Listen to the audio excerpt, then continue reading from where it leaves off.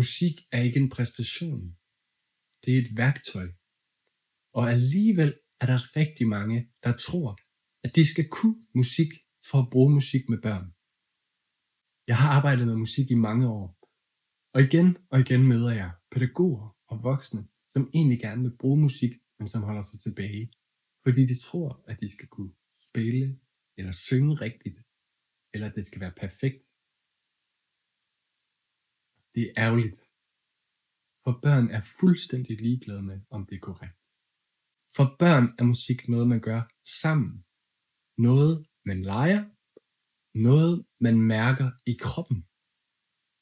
Når vi bruger musik som et værktøj og ikke som en præstation, så bliver der plads til bevægelse, fællesskab og kreativitet.